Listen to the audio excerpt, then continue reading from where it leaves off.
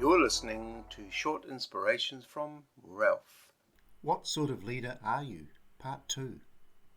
In his book, The E-Myth, Michael E. Gerber talks about 3 areas or 3 things that we have inside of us as leaders.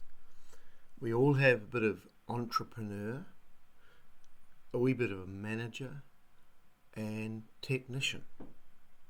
And if they were equally balanced, we'd be describing an incredibly competent individual, but the 3 are seldom balanced in one person.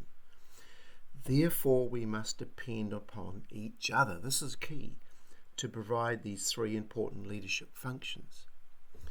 And I always say it's a very, very handy thing for a leader to look at where they are strong at and where they are not.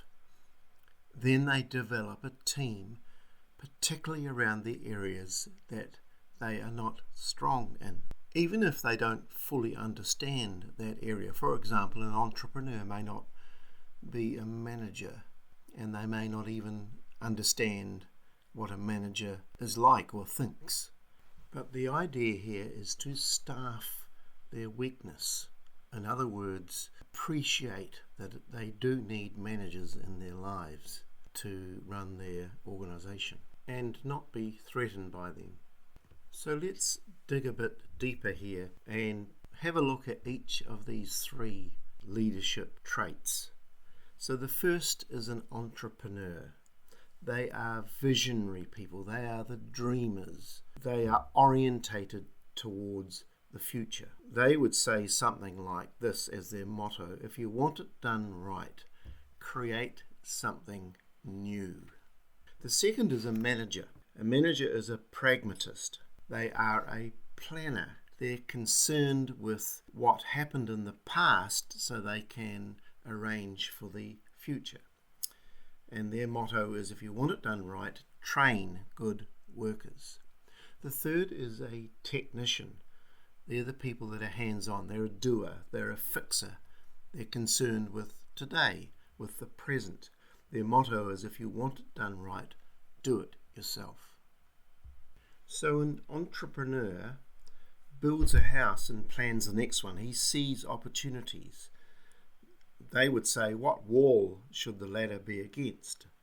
The manager builds a house and lives in it forever. They see problems.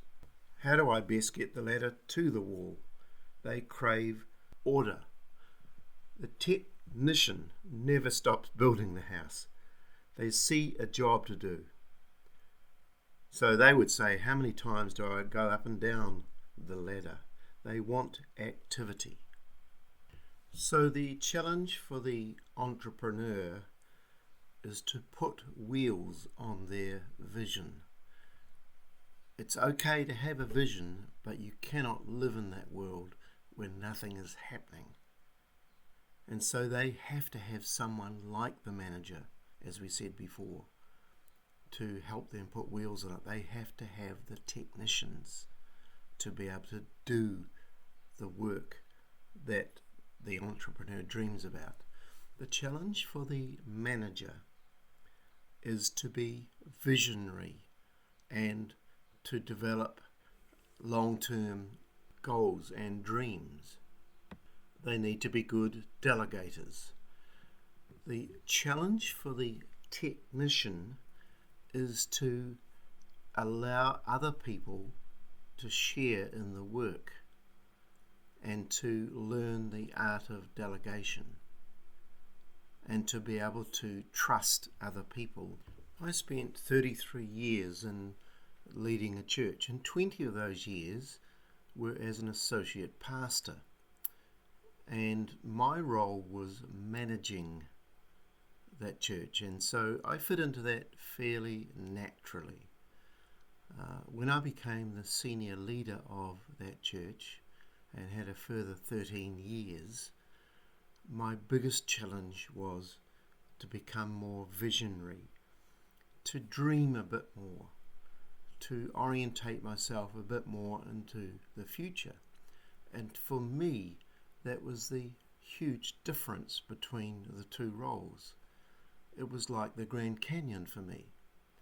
And so I became more visionary, became more futuristic, but it wasn't that natural in the beginning. But it becomes like a muscle, I guess. The more you exercise it, the stronger it gets. And I guess I had a bit of technician in me. I would be a worship leader, play the guitar, and I continued doing that many years into pastoring at the church. And I needed to lead others, trust others, and that also was a work area for me. And so in summary, an entrepreneur, their worldview is opportunities abound everywhere. For the manager, their worldview is messes must be cleaned up. For the technician, their worldview is we produce bread to eat at tonight's dinner. God bless you.